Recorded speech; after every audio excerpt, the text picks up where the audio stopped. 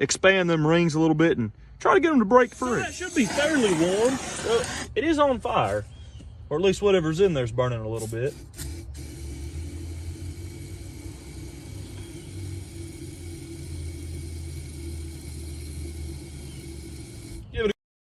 Today we have a 1914 Buick, and well, this old girl's been sitting for a good 85 years, and well, she's 111 years old. This car was sold brand new at CR Gaines down by San Antonio, Texas, and well, she says buy a Buick for service. This one proves it. From what I understand, this car was driven until 1937, 1938, just say around 1940, so she's been sitting for a good 85 years. Underneath the hood, we do have a good locked up 4-cylinder, and I mean, she's locked up pretty good. As you can see, she does have the, well, there's a wasp in there. She does have the good old overhead valves, and everything is here except for the oil pan and oil pump's missing. So I'm not too sure if someone used this old girl as a parts car or if they took that off there to try to get the engine loose and it's just been lost, because this old car's traded hands a bunch of times in the past 20 or 30 years. And one of these plugs, I think it's this one here, has, you can see that right there. That is Marvel Mystery Oil, or at least it tastes like it. So I'm pretty sure that's what it is. And it's all the way full. And it's probably been full for the past 20 or 30 years. Marvel Mystery Oil works in some cases, but something like this, I don't think it's going to do any good. Let's see about this plug. This one here, that's a neat old spark plug. I've never seen a blue one exactly like that. You can see that this cylinder is dry and there's nothing in it because it's all, well, it's soaked past the rings. That's going to be the one that's stuck. On the mileage, I got to say this old girl's a true American. She's got 1,776.4. Well, it's actually kind of 0.3, but we're going to call it 0.4. These old cars weren't driven very much back then, and she is missing the wheels, but she has the rims on there. I have another set of wheels, and I did track down an oil pan, so we're going to go ahead and get her soaking because she's pretty good and stuck, at least in this cylinder. There's no sense in checking the oil in this old girl because she is missing the oil pan, which is an important part of holding oil, I guess you'd say.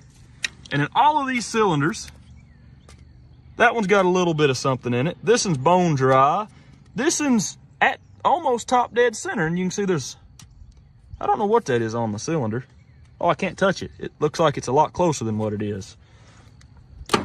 But I'm gonna go ahead and mix up some transmission fluid, acetone, and we need to drain everything that's in this and out because I don't think it's doing us any good. This little battery operated shop vac has enough ugga-duggas to get all the junk out of this cylinder, at least the Marvel Mystery Oil.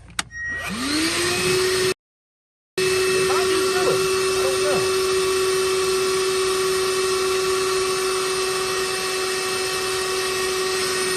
Seems like it's doing it. I think that's all we're gonna get out of there. She don't look too bad. As you see, you can see where it was on, there's a little bit of Marvel Mystery Oil left in there, and you can see the carbon on that piston, but nothing in that cylinder looks bad at all. Neither does this cylinder. Don't look bad. There's a little bit of a rust line down in there, and none of the other ones, this one was spotless, and same way with this one. I'm gonna go ahead, we're gonna probably heat that up with a propane torch first and get it warm, then dump the acetone in there, or maybe spray it with some PB Blaster just to expand them rings a little bit and try to get them to break free. So that should be fairly warm. Well, it is on fire, or at least whatever's in there is burning a little bit.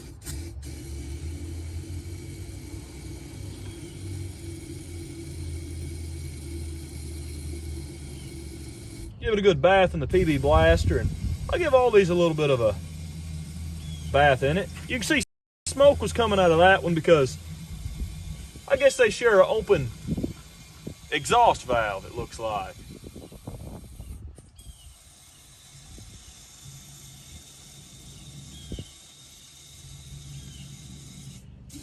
And it also could be the rods that are keeping this thing from being, well, keeping it from turning over, because them lead babbits are about seizing to the crankshaft. But as long as it had oil in it when it was first setting, it shouldn't be too big of a deal. Keeping it from turning over. Well, I can't see in that one. That one's got quite a bit. To the crankshaft. And that one's got quite a bit. As long as it When it was first setting, it shouldn't be too big of a deal.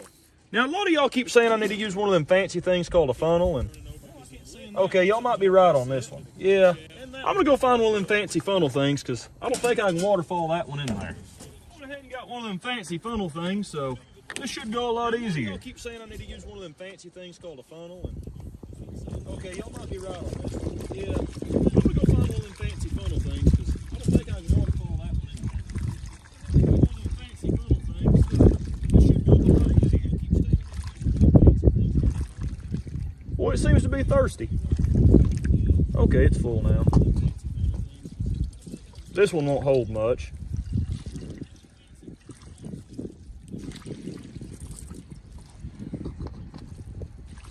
This one will hold a bunch.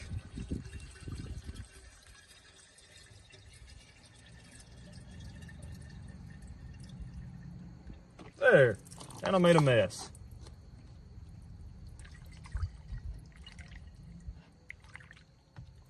And that one's full. So, now it's just a waiting game. I'll wait a day or two, or a couple days, or a week, or however long it takes. I think I'm gonna spray the rod bearings with some PB Blaster as well, just to make sure we cover all our bases. And hopefully they're not stuck. Girl set for a day or two, and we'll see if any of that transmission fluid and acetone's got past this piston here. And it doesn't look like it. It seems to be at the same level it was the other day. That one's the same way.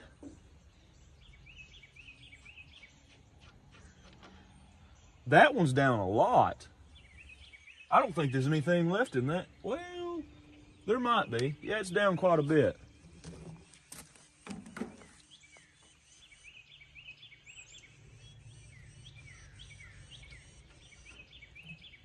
And that one's down quite a bit. I'm gonna take the old universal key and give it a little pry down there on the flywheel. Not too much though, because I don't want to break anything just yet. She got a budge any?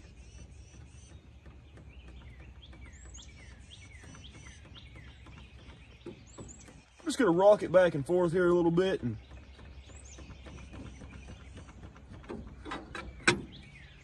well, you can only rock it one way, it seems. Boy, she's stuck.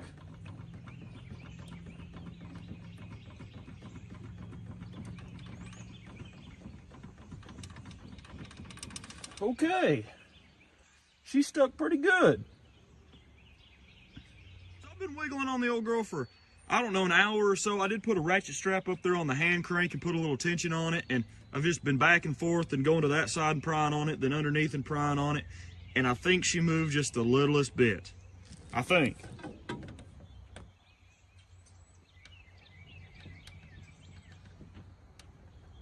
If you look, there's just a little bit of transmission fluid and acetone coming out of there. Come on. That was the crowbar slipping, or the universal key as I like to call it.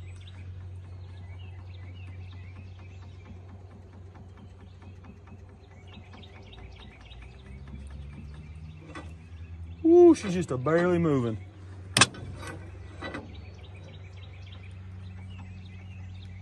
Oh boy, come on. Okay, I'm gonna tighten that strap a little more.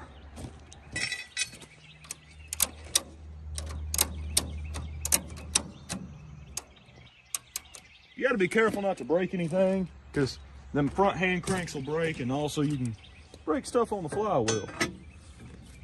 Just give her another pry. Oh boy. I'm gonna go ahead and grab a drain pan, throw it underneath there so we don't make too much of a mess, and we're gonna keep turning her over.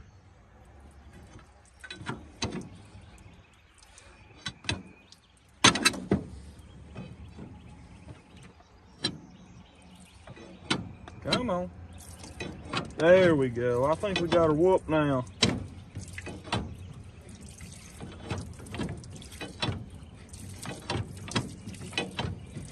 And all of that, well, 96.2% of that's going in a drain pan.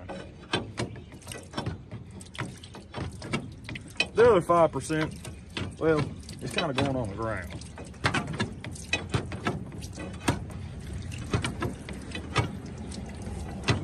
There we go.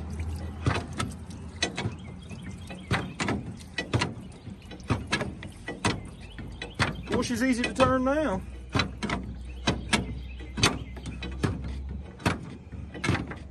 Uh-oh, no she ain't. She got a sticky spot there.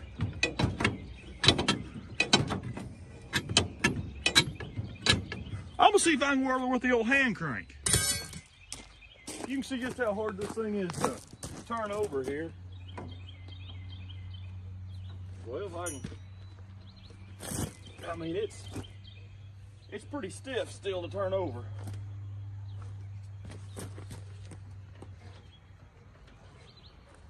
Oh, whew.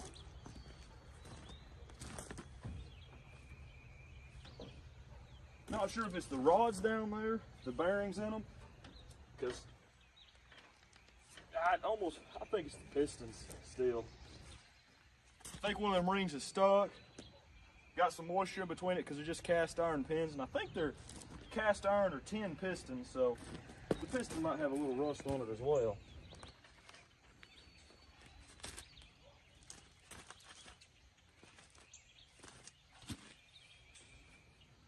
You guys can see down in here, I think you guys can see that rust right there.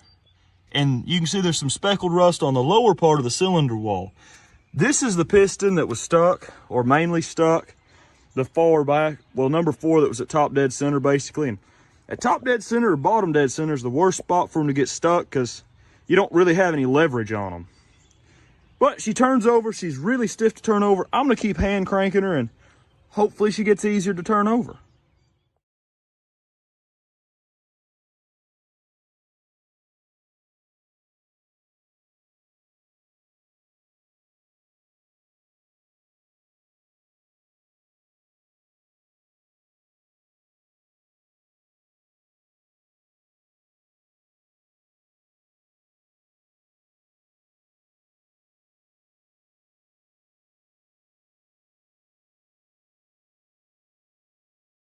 Went ahead and got the oil pan off the parts motor, and as you can see, the Radicus Giganticus has been living in this one for a while.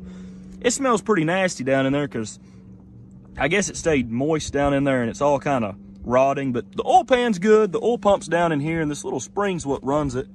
It's just that little dude down in there, and it's ran off of that little gear right there. I'm gonna go ahead and pressure wash this thing and degrease it and make it as clean as I can. And we don't want to mess up this gasket here. I will put a little bit of Permatex or something on that because I don't have a gasket kit, and do that all the way around. I think the oil pan, the oil pump has to come out of it to get the spring to align up with that gear on the engine in the car. But all in all, it came off pretty easy. It does have a little bit of a crack here in the bell housing area on the bottom, but it doesn't affect how it holds oil. Luckily. Pan's now all nice and clean, and you can see it has these little things. This is for the dipper rods on the crankshaft to dip down in there, and it pushes oil in through this little tiny hole. The rod bearings, because it's a Babbitt bearing style engine, and basically the centrifugal force of that hitting it shoves oil up into there. And I'm not too sure if this thing down here is an oil pump or not, so I'm not really sure what to call that thing. It's driven by a little spring that's over here. This little thing drives that deal, and I'm not sure what it is. It may be an oil pump, it may not. And on the bottom end of this thing, it has not one, but 1, 2, 3, 4, 5, 6, 7 drain plugs on this thing. I mean, that's the most drain plugs I do believe I've ever seen in an engine. And the reason it has that is so you can drain the oil from the dipper rod area. I'm not sure how much oil this thing holds, but to fill it up to the dipper rod thing, it probably holds a few gallons. Or it might only hold 6 quarts. I'm not real sure. I'm gonna go ahead, put it on there, and hopefully everything lines up, and hopefully it's easy to put together. I'm also gonna clean up the rods because there's a couple spider webs and stuff on them, but nothing major. The underneath of this old engine is rather clean for there not being an oil pan. Underneath the engine here, you can see this stuff that's leaking down around number 4 piston, and it's also around number 1. And I'm not sure exactly what it is. It is, I've never seen nothing like it. It's about as sticky as, I mean, it's real sticky. It's not like a paraffin wax oil. It's almost, I'm really not sure what it is. It's kind of like a grease that the acetone is dissolving. I'm not too sure if it's some of the carbon and stuff that was up in there or what, but that just goes to show how good the acetone and transmission fluid works, because it seeped all that past the ring here, and some of it's on the crankshaft here. There's some of it on cylinder 2 and a lot of it on cylinder 1. I'm gonna scrape it all out of here before I put her back together and whirl her over a few more times to make sure no more of it's gonna come out of there, because I'm not really sure what it is. I'm sure it wouldn't hurt anything, but it's best just